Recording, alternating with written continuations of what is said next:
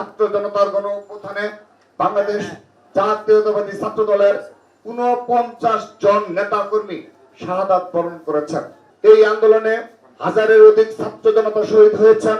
আমি আমাদের ছাত্র দলের ৪৯ জন শহীদ সহ সকল শহীদদের প্রতি শ্রদ্ধা জানাচ্ছি, তাদের পরিবারের প্রতি সমবেদনা জানাচ্ছি। বিগত জুলাই আগস্টের আন্দোলনে ছাত্র দলের ২০০০-এর অধিক নেতাকর্মী গ্রেপ্তার হয়েছে, যাদের সবাইকে হেফাজতে পুলিশের নির্যাতনের শিকার হতে হয়েছে।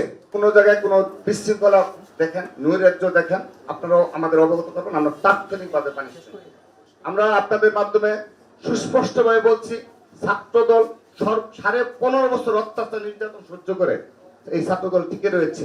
ছাত্রদলের কোন নেতা কর্মী, আমরা দায়িত্ব নিয়ে বলছি, আমরা এখন কেন্দ্রীয় সংসদ দায়িত্ব নিয়ে বলছি, ছাত্রদলের কোন নেতৃবৃন্দ সামান্যতম অপকর্মের সাথে জড়িত না। বাংলাদেশ জাতীয়তাবাদী ছাত্রদল ২০০৭ সাল থেকে অগণতান্ত্রিক সরকারের বিরুদ্ধে আন্দোলন করে আসছে। ২০০৯ সাল থেকে শেখ হাসিনার ফ্যাসিবাদের বিরুদ্ধে রাজপথে সক্রিয় প্রতিরোধ করে তুলেছে জাতীয়তাবাদী ছাত্রদল। গণতান্ত্রিক সংগ্রামে আমাদের অসংখ্য সহযোদ্ধা গুম, খুন, ক্রসফায়ারের শিকার হয়েছে, আয়নাঘরে বন্দী হয়েছে, রিমান্ডে কারাগারে নির্যাতনের শিকার হয়েছে।